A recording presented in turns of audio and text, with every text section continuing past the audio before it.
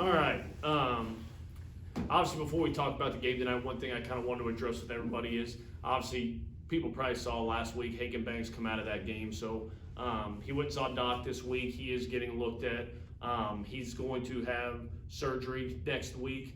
The good news is it wasn't a full tear. It's not a reconstruction or anything. He'll be ready for the start of next season, which is huge. And Hagen he competed so hard for us, and it just got to a point to where it was 2 weeks on, a week off, 2 weeks off, and get back for a game and bad again. So finally getting that thing fixed. So obviously, kind of like RQ, he'll be with us the rest of the way.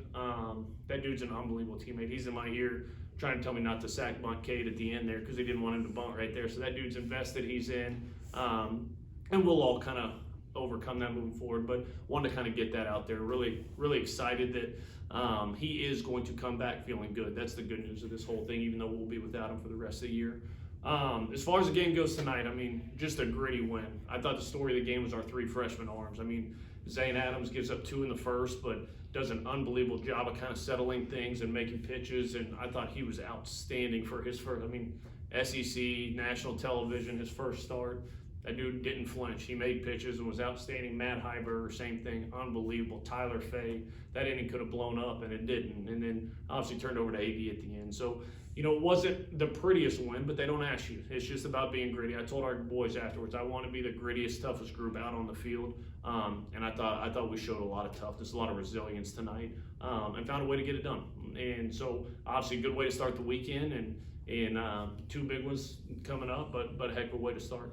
Yeah, Coach, you already kind of talked about that rough weekend last weekend in Athens. What did you take from that series to bring back for this weekend in South Carolina? Yeah, I think you just see, and he knows it because he's been in the SEC longer than him and I have. But the margin for error is just so small. It really is. It's a pitch, it's a swing, it's a play, and that was the difference. You look at it. We had a doubleheader last Saturday.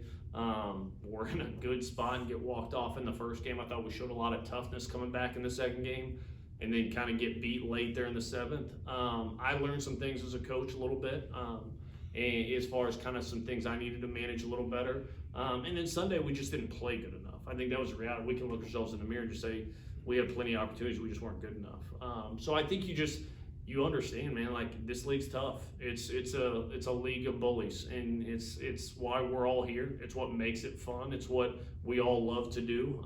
So just kind of learning from that. And I thought these guys were tough as nails tonight. They could have cashed it in a long time ago, and they just kept scratching, clawing, and fighting, and found a way to get it done. Yeah, you already talked about Hagen Banks with his injury. Is that why Zane Adams was put on the Thursday? Is that going to be what it's kind of like going forward, him being in the weekend, or do you all know yet?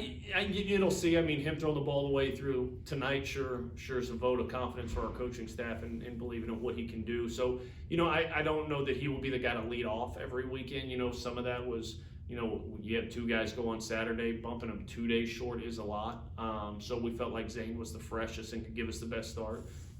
We'll evaluate after the weekend, but I think Zane throwing the ball the way he threw the ball shows us that, man, like we can trust this kid to have a slow heart, he can go out and execute. So we'll figure that out moving forward, but he was outstanding tonight.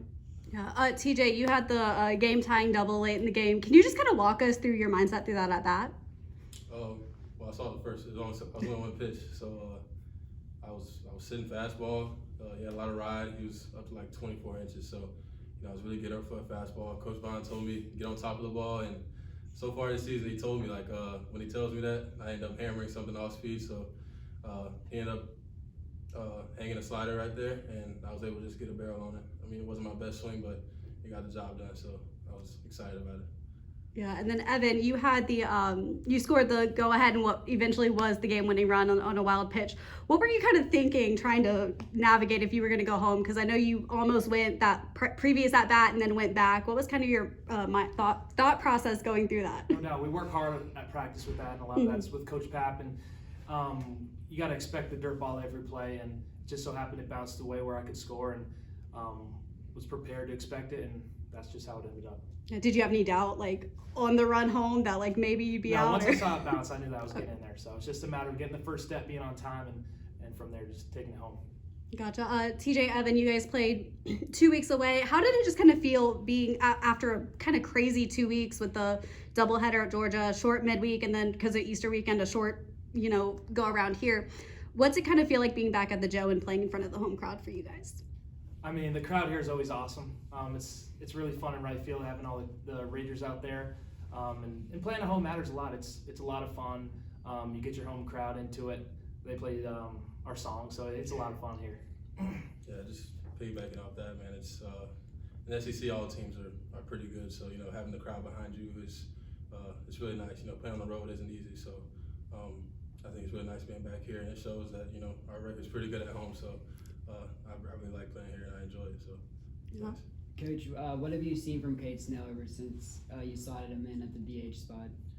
I think Cage is finally getting healthy. Like this summer he had a great summer in the Cape, but then came back, had a little shoulder procedure, so missed some of the fall. Then came back from that and was going out to his car to grab his laptop to do some homework and stepped on a piece of glass and set it back another 3 weeks. And so and then gets back from that, and we're doing a pick play and kind of jacks up his ankle that needed a procedure. So it just seemed like it was one thing after another with him for the last 6 months. And Cade is just one of the more my type of kids we've ever been around. He's tough.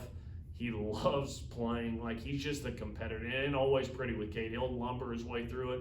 But that dude is a competitor. And the more at-bats you've seen, the more confidence I think he's gaining in himself, too. I thought he had great at-bats there at the end. Obviously, first and second, nobody out there. Comes up with a big hit there. And I know it got kind of messy there. But just a great at-bat, left. That is a tough at-bat. And he's just gaining confidence, and that's who he's capable of being. It's just good to see Cade kind of fully back healthy and integrated into it, so he can kind of rock and roll. Will he be tilling the rubber more in midweek like he did on Tuesday? I think some of it depends. A little bit of that was knowing we were going to move Zane, so some of that'll depend on kind of how that shakes out. It ends up working out pretty well because you can kind of let him run a little bit, but he can also hit for himself there. And then in the weekend, you're not trying to figure out, is he going to hit today? Is he going to pitch today? So he'll be available still this weekend. I mean, he can still give us an inning if we need it in some spot. So I think you'll see him midweek some, but I think that we've got a lot of guys who can do that. I think some of that'll be matchup related too. Sam Mitchell's throwing the ball really well for a young pup. Like, he could get some nods in the midweek as well. So there's some options, but it's just good to see Cade back to healthy himself and just having fun playing baseball. Yeah, Coach, Bryce Eblin's been out the last couple games. Do you have an update on him and how he's been doing? Yeah, Eb's doing a lot better. It's a little hamstring issue that he's nursing, and he felt pretty good last week, so we felt like, hey, let's kind of see how it feels. And the one thing with hamstrings is if you don't really take care of them, they nag pretty good. And Eb's there's no secret, that guy's been unbelievable for us. He's played great defense, he's had unbelievable at bats. So he's doing well. He was out running today and progressing. So he's getting better. We just don't want to rush him back. I mean, after this, we got 7 weeks left of SEC play, and I think in our minds, like, if it takes him a week, I would rather give him a week and then have him for 7 than kind of play the on again, off again game. So once he feels 100% and can get out and run and do what he needs to do, he'll be back. But he's doing better, and fortunately, it wasn't anything crazy. It should be back here pretty soon. Yeah, and you guys have had a couple injuries this season already. What does it kind of mean to have so much depth that these other guys can kind of come in and not really impact the record of the game so far with all these injuries? Yeah, it's college baseball, and I've been a part of teams where you have no injuries, and those are a heck of a lot of fun, but it's just not normal. It's these kids, what they do, and these guys will see it in professional baseball when they get there. I think pro ball is almost easier than college, and in some ways, like, these guys are getting up early and going to class. Then they've got homework, they've got papers, they've got exams, they've got lift, they've got practice. And then, oh, by the way, you play 56 games in a 3.5 month period. It's just a lot. And so you do see that wear and tear happen a little bit. But everything we've preached to these guys from day one is it's not about the individual, it's about the unit. And I think that's what it is. I just need them to step in and do their job. I don't need somebody to replace Bryce Eblin. I just need them to go be themselves out there. And we've kind of done it by committee a little bit and had some different guys in different spots. And on the pitching staff, on the offensive side, guys just really stepped up and done their jobs, which is fun. Yeah. Evan, it was announced at the offseason that your nickname was going to be, or you're the captain of the team, a little bit due to the jersey and just kind of how you've been a leader so far this season. And so far in this season, it went from, the right field calling you that to, college baseball fans to hearing it on social media and the broadcast. What does it kind of mean to you to be in that kind of leader position your first year here?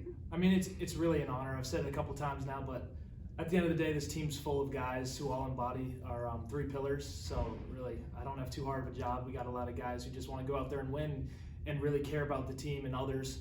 But I'm really honored and I'm so glad that I ended up here. Anything else? All right. Thanks, guys. Roll Tide.